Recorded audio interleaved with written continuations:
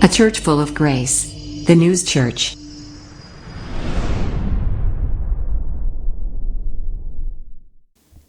할렐루야. 할렐루야. 예, 여러분들을 환영합니다. 제가 환영하는 게 아니라 저를 통해서 우리 하나님께서 여러분 초청하심에 정말 기뻐하시고 환영하신 줄 믿습니다. 이제 연말이에요. 연말인데 예년에 비해서 상당히 좀 조용해요. 그렇죠? 12월임에도 불구하고. 그런데 왜 이렇게 12월이고 연말임에도 불구하고 예년 것 같지 않고 이렇게 점점 세월이 갈수록 이렇게 조용해지나, 마침 딱 그런 게 아닌가 싶습니다.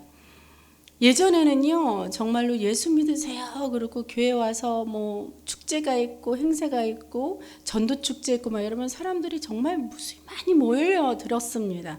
그랬던 세대에는요, 이 성탄절이 가까우는 이 12월 되면 정말로 세상도 알지도 못하면서 자기네들도 덩달아 북적북적 거렸어요.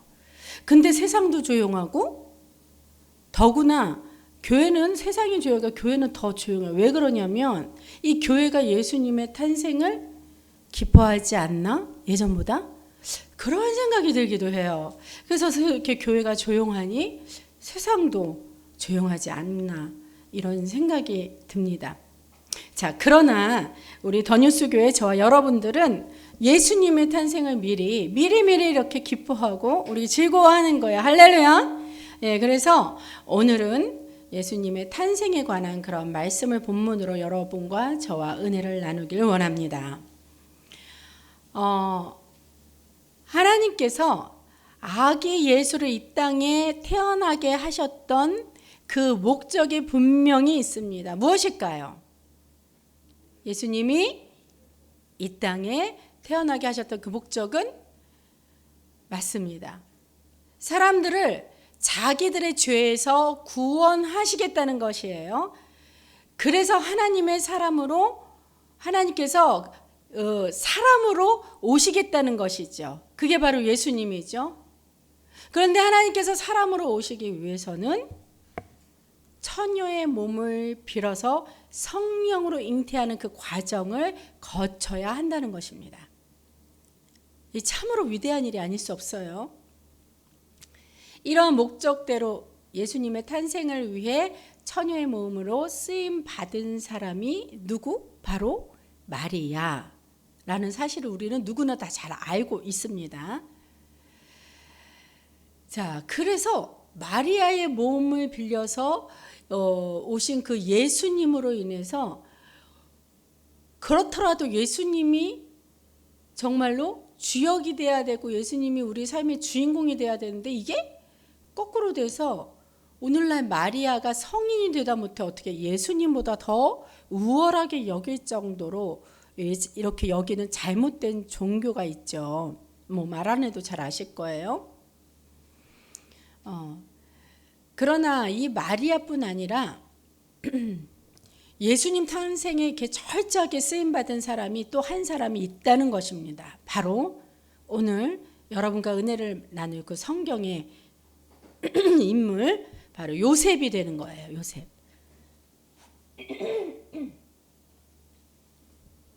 자, 우리가 너무 마리아에만 집중하다가 보니까 요셉이 이렇게 슬쩍 가려질 수가 있는데, 사실 요셉을 한번 우리가 생각을 해보면, 요셉이 만약에 자신의 사명을 망각해서 그래서 성령님의 일하심을 방해하는 회방꾼이 되었다면 아마도 이 성경의 역사는 엄청 달라질 것이에요. 자, 오늘 귀한 이 시간에 본문의 귀한 말씀의 주인공은 당연 누구요? 예수님이십니다. 할렐루야. 그러므로 첫째로 예수님의 탄생의 목적을 우리가 먼저 깨달은 후에, 또 이러한 위대한 일을 이루시기 위해 오신 그 예수님 탄생에 쓰임받았던 두 사람 중에 오늘은 특별히 하나님의 성품을 닮은 그 요셉을 한번 살펴보면서 우리도 하나님의 위대하신 계획을 위해 쓰임받을 수 있는 귀한 사명자의 소망을 품는 시간이 되길 바랍니다. 그래서 요셉처럼 우리도 그대로 적용할 수 있는 귀한 은혜의 시간이 되길 거듭 축복합니다. 자, 우리가 태어남의 목적이 무엇입니까? 왜 태어났냐면 바로 만남을 위해서 태어난 것이라고 그렇게 얘기할 수 있어요. 우리의 태어남의 목적은 만남입니다. 자, 오늘 성경에서 천사가 요셉의 꿈에서 한 말씀이 마태복음 본문 1장 23절에 나오죠. 보라, 처녀가 잉태하여 아들을 낳을 것이요 그의 이름은 임마누엘이라 하라 하셨으니 이를 번역한즉 하나님이 우리와 함께 계시다 함이라. 자, 할렐루야. 이 말씀과 21절에 보니까 21절 아들을 낳으리니 그 이름을 예수라 하라. 이는 그가 자기 백성을 그들의 죄에서 구원할 자이심이라 하니라. 이렇게 본문의 두 절을 제가 먼저 이렇게 읽었어요. 그러니까 이 두 말씀을 이렇게 딱 합쳐보면 무슨 뜻이 됩니까? 하나님께서 사람으로 오심으로 말미암아 임마누엘 하셨고 그 임마누엘 하셨던 목적은 뭐라고요? 자기 백성들을 그들의 죄에서 구원하시기 위한 것이라고 그랬어요. 즉 하나님께서 인간들을 그들의 죄에서 구원하시기 위하여 만나러 오셨다는 것입니다. 할렐루야. 만나러 오셨어요. 예수님이 우리를 만나 주시러 오셨다는 겁니다. 그래서 예수님의 탄생의 목적은 만남이라는 거예요. 창조주 하나님께서 죄인들을 아주 가까이서 만나시기 위하여 사람으로 오셨다고 한다면요, 우리 사람들이 해야 할 것은 바로 해야 할 최우선인 무엇이 되는 겁니까? 바로 하나님과의 만남인 줄로 믿습니다. 그래서 성경 요한복음 1장 11절에 보면요, 이런 말이 있어요. 자기 땅에 오매 자기 백성이 영접하지 아니하였으나, 이런 안타까운 말씀이 있단 말이에요. 하나님은 친히 우리를 만나 주시려고 육체를 입어 당신의 아들 예수, 그리고 독생자 아들의 신분으로 이렇게 오셨는데, 자기 땅에 오셨는데 하나님의 땅이잖아요. 근데 하나님의 백성들이 예수님을 영접하지 않았다는 겁니다. 정말로 예수님을 영접하는 그 사람들이 손가락에 셀 정도로 너무너무 초라했었다는 겁니다. 오늘도 이 시간 보십시오. 얼마나 빈자리가 초라합니까? 오히려 채운 자리보다 빈자리가 지금 더 많잖아요. 사랑하는 여러분, 예수님께서 태어나셨던 목적이 우리를 만나기 위한 것이란 거 다시 한번 기억하기 바랍니다. 자, 그러면 또 우리가 태어난 목적은 무엇이라고 생각합니까? 우리가 태어난 목적. 우리가 태어나서 진짜 근사한 집 한 채를 사는 것이 목적입니까? 아니면 아주 그냥 누구나도 남부럽지 않은 외제차 한 대, 이거를 뽑는 것이 여러분의 태어난 목적입니까? 아니면 좋은 대학교에 들어가서 좋은 직장에 취직하는 것이 또 목적입니까? 여러분들이 결혼을 잘하고 또 좋은 직장에 다니고 출세하고 좋은 집과 차를 얻는 것도 인생의 주요한 목적일 수는 있습니다. 그러나 그것은 최종 목적지가 아니라는 겁니다.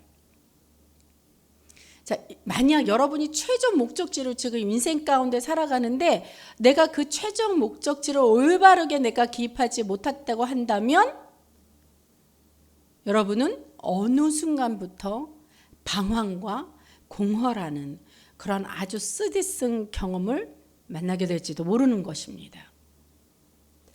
자, 저와 우리 담임 목사님이 어제 그저께 금요일 날 통영으로 출장에 갈 일이 있었어요. 물론 사업을 위해서 우리도 사람을 만나러 떠났습니다. 근데 제가요, 너무 어리석고 미련하게도 그 최종 목적지 그 주소를 다른 사람 것으로 착각해서 그 주소를 우리 운전해 주시려고 했던 우리 목사님께 잘못 알려드렸던 거예요. 그러니까 목사님은 아무 정보를 모르시니까 제가 말씀드린 그 목적지 주소를 내비게이션에 잘못 입력을 한 거죠. 그러다가 가만 가보니까 우리 목사님이 이상한 느낌이 드신 것 같아요. 아, 이상하다. 내가 얼핏 듣기로는 통영이라고 그런 것 같은데 이게 방향이 잘못 가는 것 같네요. 아, 그래요? 그래서 주소를 검색해 다시 확인해 본 결과 제가 잘못 알려드렸다는 거예요. 와, 얼마나 황당하고 또 얼마나 우리 목사님께 미안한지. 그래도 우리 목사님 또 하나님이 주신 지혜로 말미암아 가는 도중에 목적지까지 갔다 그러면은 아마 제가 더 미안했을 때인데 그래도 가는 도중에 거의 다 갔지만 그래도 알아차려서 행로를 이렇게 바꾼 것이 얼마나 감사했는지 모르겠습니다. 자, 바로 저희가 하루 이틀 전에 경험했던 것 같이 우리 인생도 이게 진짜 잘못된 길에서 다시 턴해서 되돌아올 수 있었지만 우리 인생에 만약에 이와 같은 일이 발생을 했다. 마찬가지일 수 있어요. 우리의 최종 인생길에 있어서 최종 목적지를 잘못 기입한다면 그러면은 정말로 다시 정말 제대로 가는 그 최종 목적지를 향해 계속 턴을 해주기 위해서 하나님도 힘들고 고생할 것이랍니다. 그럴 것 같아요. 그러면은 정말로 하나님이 계속 지팡이로 이렇게 인도해 주시고 이렇게 가려면 거기 아니야 이러고 다시 길을 잡아 주시는데 내가 또 어리석고 미련해서 다른 길로 또 내비게이션 주소를 잘못 입력해서 또 그 길로 가요. 그럼 또 하나님이 이렇게 쳐주시고 자 이렇게 계속 턴을 하는 인생이라면 얼마나 시간 낭비, 에너지 낭비 또 이외에 엄청난 그 손해들이 얼마나 많이 있을까요? 저희도 늦은 시간 때문에 거기 목적지에 사람을 만나러 가기로 했는데 그만큼 늦었잖아요. 그러니 얼마나 초조하고 불안하겠습니까? 또 약속을 했던 그 상대방들에게 얼마나 미안했겠습니까? 이런 것처럼 우리 인생의 과정도 계속 턴하는 인생이라면 그 초조와 그 불확실한 것 때문에 두려워서 떨면서 우리 삶을 불안하게 살아갈 수 있다는 것이에요. 자, 우리 딱 우리도 이 세상에 태어난 다음에 매년 우리 그런 기념일 있잖아요. 우리 예수님 탄생할 때 정말 기뻐서 이렇게 기념하는 것처럼 저와 여러분도 이 세상에 태어나면서 생일이라는 기념일을 맞지 않습니까? 그러면 우리가 케이크에 그 나이만큼 촛불을 꽂아서 그리고 바라는 소망하는 것을 기도하세요. 그리고 이제 촛불을 후 불고 끄고 그러고 나서 노래를 하면 노래 뭔지 아나요? 맞아요. 생일 축하합니다. 생일 축하합니다. 이렇게 노래를 부르는데 조금 장난기가 있으신 분들은 어떻게 개사를 해서 불러요? 왜 태어났니? 왜 태어났니? 이러고 부르잖아요. 그렇죠? 많이 그러죠. 바로 여기서도 우리가 은연중에 왜 태어났는지를 알고 살아야 된다는 것입니다. 이 알고 사는 자들이 바로 축복된 사람이라는 거죠. 자, 그러면 우리가 생일 축하합니다 라는 그 노래 속에 무엇을 축하해야 될까요? 무엇을 축하해야 되냐면 왜 태어난지 아는 것, 그것을 위해 축하해 줘야 된다는 거예요. 즉 당신이 태어남으로 인해 우리 주 예수님을 만날 수 있는 귀한 기회가 주어졌다는 것을 그 상대에게 우리가 축하해 주는 것임을 믿으시기 바랍니다. 그래서 또 생일을 맞는 그 상대인 그 상대를 포함하여서 또 만약에 내가 생일을 맞이했으면 생일을 맞는 나를 포함해서 또 상대를 포함하여 다른 여러 축복의 사람들을 만날 수 있음에 그만큼 축복하는 거예요. 생일 기념에 정말로 만남의 축복을 축하합니다. 앞으로 지금 만난 사람들보다 더욱더 많은 사람들을 만나서 축복의 지경을 넓혀 가십시오라고 축하해 주는 거예요. 지금 생일을 맞이해서 더욱더 주님의 깊은 만남을 미리 축하합니다. 이러한 뜻이 내포될 수 있다는 것입니다. 할렐루야. 그럼 내가 축하해주는 상대에게 정말로 그 상대가 나를 만난 것이 축복일 만큼 내가 축복의 사람이 돼야 되지 않겠습니까? 저는요, 여러분이, 여기 계신 목사님과 여러분이 저에게 모두 다 축복의 사람으로 믿어지고 여겨져서 너무너무 감사합니다. 내가 만나는 그 사람들을 귀하게 여길 줄 아는 저와 여러분 모두가 되시길 바랍니다. 자, 결혼도 이전엔 전혀 알지 못했던 각각의 남녀가 이렇게 귀한 만남을 통해서 부부라는 새로운 가정의 탄생을 이루는 것이지 않아요?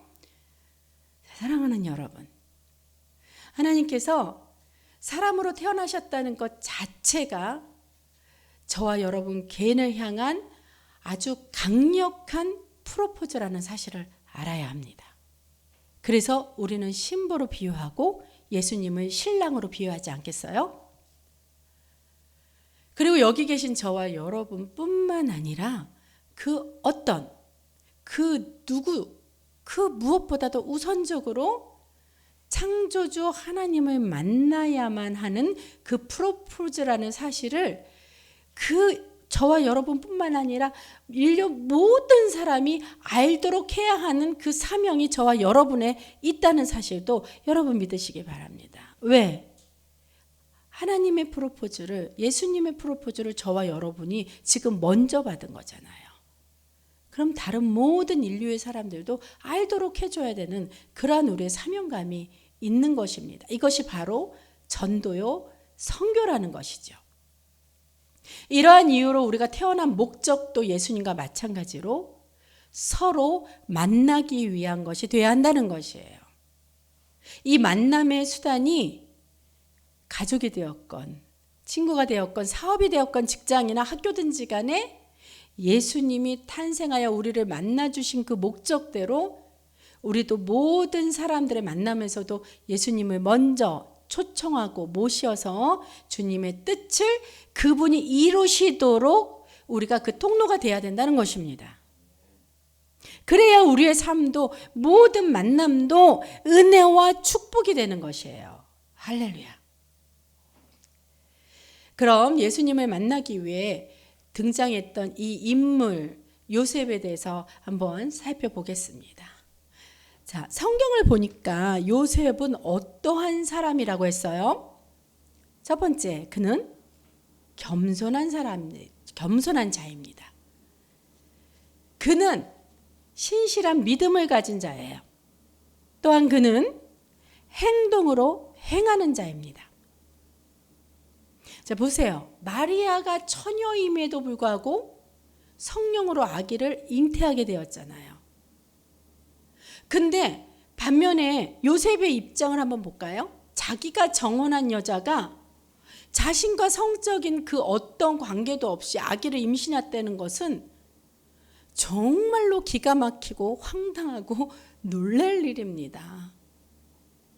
그거는 어떤 남자라도 마찬가지였을 거예요. 그러나 호들갑 떨지 않고 그냥 성경에는 어떻게 된다 그랬어요? 이 사실을 알고는 마리아와 조용히 그냥 관계를 정리하고자 했다고 기록되어 있습니다. 자, 유대인들은요, 결혼을 위하여 약혼을 하잖아요. 그러면 그러면 대략 약 1년 전에, 결혼 1년 전에 약혼을 한다고 해요. 이들의 약혼은 그 엄청난 구속력을 지니고 있습니다. 그래서 법적으로 벌써부터 부부로 인정을 받고 있어요. 그렇지만 약혼 기간 동안은 절대로 동침이 허용되지 않습니다. 그러니 요셉이 더더군다나 마리아와 약혼을 결혼을 위해 정약을 했는데 마리아가 임신을 한 사실을 알게 되었으니 배가 이렇게 불러오잖아요. 얼마나 그러니 놀랬고 또 남자로서 사람으로서 이런 생각할 수 있을 거예요. 마리아가 나 몰래 어떤 다른 남자와 간음을 했나? 뭐 이러한 불결한 생각까지도 할 수 있었을 거란 말입니다. 그렇다고 내가 기분이 그 생각을 하는 순간 어떻게 해요? 기분이 상당히 나빠지죠. 너무너무 불쾌하죠. 그래서 요셉이 상당히 정말로 가벼운 남자였다면, 그만한 인격이나 인품이 없었던 남자라면 어떻게 내 기분에 맞는 대로, 내가 불쾌한 대로 당장 불끈 일어나고 화가 나갖고 동네방네 다 떠들고 다녔을 겁니다. 마리아가 나와 정략을 했고 나와 약혼했는데 이 여자가 지금 임신 상태예요. 저 여자 배를 보십시오. 이게 말이나 됩니까? 하고 다 떠들고 다니면서 자기의 억울함을 호소하고 다녔을 것입니다. 그래도 요셉 가지고 나쁘다는 사람 아무도 없었을 거예요. 문제는 마리아에게 몰고 갔을 것입니다. 당연합니다. 그러면 이 시대는 어떻게 돼요? 가늠한 여자들은 돌에 맞아 죽었죠. 그래서 아마도 마리아도 마찬가지로 돌에 맞아 죽었을 것이라는 거예요. 그러나 이런 내용이 아닌 요셉은 뭐라 그랬어요?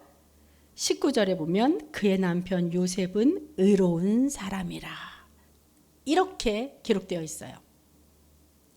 요셉은 성령의 회방꾼이 아닌, 성령이 일하시는 그 역사에 대한 회방꾼이 아니라 오히려 겸손한 자, 또 그리고 상대를 배려하는 자로서 그냥 마리아가 임신했는데 묻지도 따지지도 않고 그냥 조용히 가만히 그녀와의 관계만 끊고자 했다는 것입니다. 요셉이 이와 같은 결심을 했을 때 마침 그때 꿈속에 천사가 나타났어요. 그래서 천사가 얘기를 해 줍니다. 얘야, 요셉아. 마리아가 아기를 임신한 것은 다른 사람하고 간음해서 임신한 것이 아니다. 그냥 성령으로 잉태된 것이니 놀라지 말고 두려워하지 마라.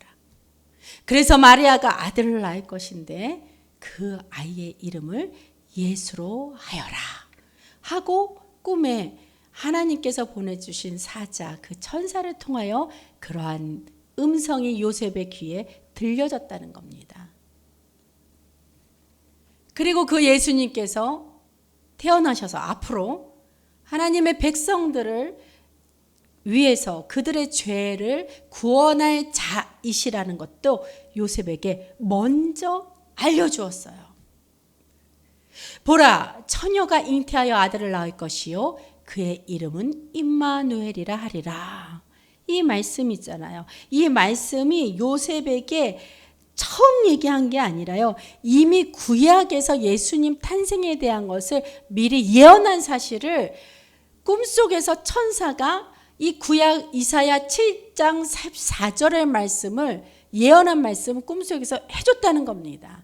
그러니 요셉은 이미 이사야서의 말씀을 알고 있었어요. 근데 그게 꿈에서 천사를 통해 들었으니 이 사실을 믿었던 것이죠.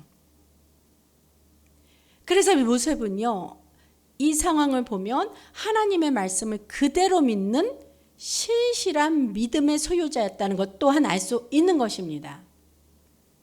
그래서 마리아를 집으로 데려오기를 주저하지 않았다는 거예요. 자신의 아내로 삼아서, 그래서 어떻게 믿었는데, 믿긴 믿었어. 꿈에서 그 이사야서의 말씀을 그대로 천사가 말씀하시는 걸 믿었어요. 근데 우리 그렇잖아요.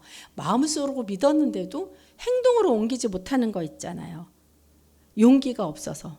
또는 믿기는 믿겠는데 현실에서 이러 저러한 상황 때문에 행동으로 못 옮기는 것들이 상당히 많았다는 거예요. 근데 믿음은 뭡니까? 그렇게 행동으로 옮기지 못하는 거는 죽은 믿음이라고 하지 않습니까? 그 믿음이 살아있는 믿음으로 말미암아 살아계신 하나님께서 역사하게 하시려면 우리가 행동으로 옮겨야 된다는 것입니다. 요셉이 그랬다는 거예요. 요셉이 구약 이사야서의 말씀을 천사를 통해 듣고 나서 그것이 믿어짐으로 말미암아 믿어졌는데, 그렇지만 그래도 찝찝해. 여자가 어떻게 나와 관계를 안 했는데, 막 또 이러한 불결한 생각을 했다면 아마도 하나님 말씀은 믿긴 믿겠는데 하나님 말씀 따로 내 행동은 따로 이렇게 됐을 거라는 얘기죠. 근데 그러지 않고 믿은 대로 그대로 행동했어요. 어떻게? 마리아를 자신의 집으로 데려오는 것을 주저하지 않고 자신의 아내로 삼아 믿음대로 그대로 집으로 데려왔다는 것입니다. 믿음대로 행하였다는 거예요. 그래서 보십시오. 만남은 믿음을 전제로 한다는 것입니다. 우리도 보면 내가 신뢰가 안 가는 사람은 별로 만나고 싶어 하지 않아요. 상대가 아무리 원하더라도 나 저 사람 신뢰하지 않아. 그리고 벌써 내 마음에 그 사람에 대한 신뢰가 없다면 그 사람을 내가 귀한 시간을 내서 만나겠습니까? 차라리 집에서 잠이나 자면서 내 육신을 쉬는 게 낫지. 사람도 일반적으로 그렇다는 거예요. 내 삶의 열정을, 만약에 내 삶의 열정이 있는데 그거를 갖다 자꾸 부정적으로 얘기하고 자꾸 뭐라 그래요? 콧바트린다 그러나? 내가 가진 비전이나 열정에 자꾸 뭐라 그러죠? 못 빠뜨린다 그래요. 방해하고. 이렇게 열정을 빼앗는 사람이나 나를 힘들게 하는 사람들에게 차라리 그냥 돈을 주고 그냥 보내면 보냈지 내 시간을 투자해 가면서 아무나 만나주지 않겠다, 이런 사람도 봤어요. 사랑하는 성도 여러분, 하나님을 진정으로 만나고 싶으십니까? 자, 예수님께서는 성경 마태복음 7장 7, 8절에서 이렇게 말씀하십니다. 구하라, 그리하면 너에게 주실 것이요, 찾으라, 그리하면 찾아낼 것이요, 문을 두드리라, 그리하면 너에게 열릴 것이니 구하는 이마다 받을 것이요, 찾는 이는 찾아낼 것이요, 두드리는 이에게는 열릴 것이니라. 아멘. 아멘입니까? 또 성경 잠언 8장 17절에 나를 사랑하는 자들이 나의 사랑을 입으며 나를 간절히 찾는 자가 나를 만날 것이니라. 이렇게 말씀하셨어요. 간절히 찾는 자에게 하나님은 만나 주실 것입니다. 간절하다는 것은요, 바로 믿는다는 거예요. 내가 정말 하나님만 만난다면 무엇이든 나의 이 모든 문제라든지 내 갈급한 영혼이라든지 그리고 나의 비전이라든지 나의 소망이라든지 내가 정말 하나님만을 만난다면, 내가 이 사람만 만난다면 다 될 것 같은, 저 사람을 만나서 저 사람의 도움만 있다면 이 문제가 해결될 것 같은 이러한 믿음이라는 거죠. 그 믿음이 간절하다면, 그것이 하나님을 향한 믿음이라면 아마도 하나님도 저와 여러분을 만나 주시고 또한 만나고 싶어 하실 것입니다. 그래서 우리가 사람을 만나기 이전에 그 이전의 만남의 최우선은 바로 하나님과의 만남인 줄 믿습니다. 그리고 우리가 이 땅에 태어난 목적대로 하나님의 뜻을 이뤄가며 살아야 된다는 것입니다. 즉 하나님의 영광을 위해 살아가는 것입니다. 이 목적대로 우리가 살아가기를 이 시간 결단한다면 목적의 주체가 되시는 만물의 주관자이신 하나님을 만나서 하나님의 말씀하신 대로 하나님의 결재권을 미리 받는 거예요. 하나님의 결재권을 받고 그 믿음대로 어떻게 가만히 있는 것이 아니라 그 믿음대로, 믿음은 행하는 것이 살아있는 믿음이니 우리가 그 믿음을 가지고 세상에 나가서 움직여서 사람들을 만날 때 하나님의 결재받은 사람, 하나님이 만나라는 사람, 그 사람을 만나서 이렇게 일을 하라고 이렇게 결제를 다 해주시잖아요. 그렇게 믿음대로 행한다면 하나님마다 얼마나 만사 형통을 이루시는 축복의 은혜를 받을 수 있겠습니까? 그런데 인생 가운데 방황하는 사람들 보면요, 뭐냐면 내비게이션을 저처럼 주소를 잘못 찍은 사람, 하나님의 결제를 받아 하나님이 최종 목적지가 돼야 되는데 그 목적이 아니라 다른 목적지로 주소를 찍은 사람들을, 그런 사람들을 보면 자기가 왜 태어났는지 목적도 모르거나 목적을 알고 있었다 하더라도 살아가다가 보면 목적을 잃어버리고 그러한 사람들이 허다하다는 거예요. 그래서 만남의 소중함도 모르고 그냥 모래알처럼 많은 사람들 중에 그냥 저 사람 그냥 하나지 이러고 소홀히 여기면서 스쳐 지나갈 수밖에 없다는 겁니다.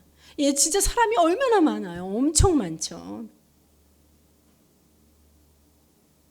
하나님의 뜻이 무엇인지도 모르니까 하나님을 만나야겠다는 그 의지나 믿음이 없어서 어떻게 행하여 할지 모르기에 내 자신의 정체성을 잃고 방황하면서 귀한 시간을 낭비하며 살아가는 인생이 보면 참 많아요. 적지가 않습니다. 하나님과의 만남이 없다면 무엇이 귀한 것인지 깨닫지 못한다는 겁니다. 그래서 늘 깨어 있으라, 잠들지 말아라 이러면서 우리 찬양을 했지 않습니까? 예배 첫 시간에, 찬양 인도 시간에. 삶의 목적을 잃어버리고 삶의 목표만 세우는 것입니다.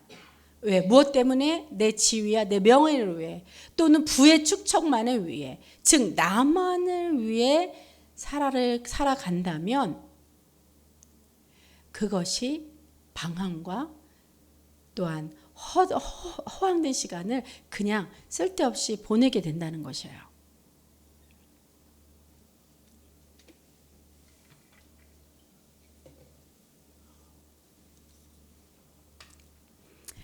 할렐루야. 하나님은 살아계십니다. 오늘 우리 교회는요 참 기쁜 일이 있어요. 제가 이렇게 말씀 시간을 마치고 나면 우리 담임 목사님께서 올라오셔서 설의 집사 임명을 해 주실 것입니다. 바라옵게는 우리 집사님도 이제 임명을 받으면서 물론 그렇게 사신 줄로 믿지만 더더욱 하나님과의 만남을 최우선으로 하셔서 요셉과 같이 겸손하고 또 겸손해서 배려할 줄 알고 신실한 믿음을 굳게 지켜서 행하는 믿음으로, 그래서 그렇게 말미암아 얻어진 그 열매들로 하나님의 영광이 되는 귀한 일꾼이 되기를 바랍니다. 예, 이 집사님은요 제가 전에 또 말씀드렸을 거예요. 월 1,000,000원의 11조를 위해 매일 기도를 하시는 집사님이고, 그리고 우리 목회자에게도 항상 기도 요청을 하시는 분입니다. 이렇게 기도하면서 주님이 결제해 주신 그 믿음대로 지혜롭게 열심히 뛰어간다면 분명 이루어지실 것을 믿고 확신하기에 집사님의 소망이 그대로 이루어지실 줄 믿고 집사님은 주님만 의지하고 나아가길 바랍니다. 자, 예수님 탄생한 그 밤에도요 딸랑 목자들과 그 동방박사 3명만 찾아와서 경배를 드렸어요. 예수님이 탄생했는데, 근데 이 기쁜 날에 딸랑 몇 분입니까? 참 아이러니하죠. 이게 아이러니한 게 아니라 정말 그렇다는 겁니다. 근데 그럼에도 불구하고 이렇게 예배에 참석하여 이 추운 날씨에도 불구하고 일찍 일어나셔서 이렇게 성전을 찾은 저와 여러분, 하나님이 얼마나 기뻐하시며 얼마나 하나님께서 즐거워하시겠습니까? 주님께서 이미 저와 여러분의 많은 은혜와 많은 복을 예비하시고 내려주실 줄 믿습니다. 사랑하는 성도 여러분, 진정 주님을 사모하여 주님 만나기를 간절히 찾는 자에게 주님께서 당신의 형상을 드러내 보이시길 원하신다는 것을 믿으시기 바랍니다. 기도하고 찬양하며 말씀을 통해 주님 말씀하는 가운데 주님 만나는 일에 먼저 최선을 다하시길 바랍니다. 기도를 하면 주님 만나 주십니다. 우리가 정말로 간절히 열정을 다해 찬양한다면 그 찬양 가운데서도 하나님을 만나 주셔요.